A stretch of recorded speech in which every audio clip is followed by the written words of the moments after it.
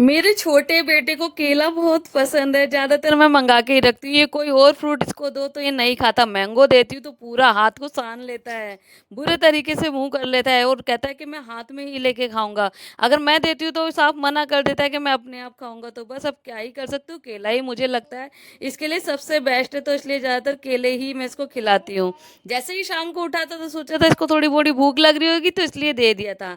उसके बाद मैं लग गई थी अपने छोटे मोटे कामों को करने के लिए। बड़े बेटे को फिर उसके ट्यूशन छोड़ आई तो और ये लग गया था मस्ती करने के लिए। मैं जहाँ पर भी कैमरा को मतलब लगाती हूँ अपने फ़ोन को, ये उठाने के लिए आ जाता है। इतना ज़्यादा शरारती जो हो गया है। तो बस छोटे मोटे काम करे, घर में झाड़ू पोछा वगैरह लगाया, क्योंकि पूरे दिन में ये गंदा कर देते हैं।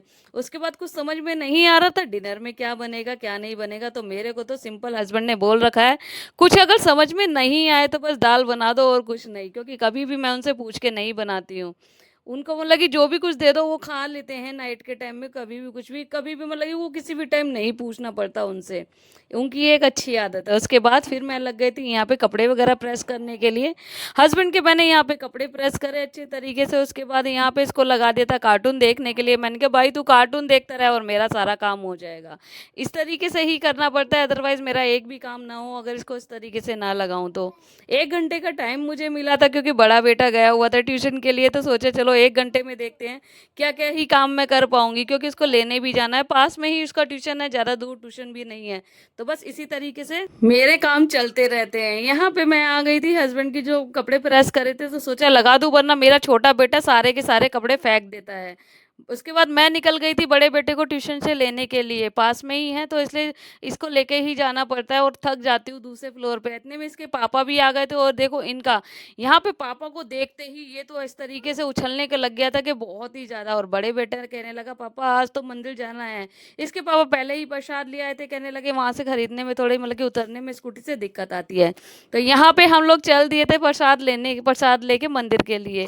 थोड़ी ही दूर पे मंदिर है। उससे पहले मेरे बड़े बेटे ने फरमाइश कर दी कि पापा मुझे आज पार्क ले चलो, बहुत दिन हो गए हैं पार्क नहीं गए हैं। तो यहाँ पे पार्क में आ गए थे और ये दोनों के दोनों खेलने में भी लगे थे। छोटे बेटे को तो मैं छोड़ती नहीं हूँ, पूरा मिट्टी में इस तरीके से हो जाता है कि पूछो ही मत। यहाँ इसके पापा लगे हुए थे फोन में और दोनों बच्चों ने अपने कर लिए थे कपड़े खराब। बट छोटे वाले ने तो इतने खराब कर लिए थे कपड़े, बहुत ही ज्यादा। तो बस इस तरीके से मुझे बहुत बेकार लग रहा था और बहुत ज्यादा मच्छर हो रहे थे वहाँ पार्क में आजकल बारिश की वजह से। मंदिर में आते ही सबसे पहले यहाँ पे प्रसाद चढ़ाया, टीका वगैरह लगवाया। और ये दोनों की मतलब कि अपनी मस्ती चालू रहती है हमेशा, इन दोनों को कोई फर्क नहीं पड़ता।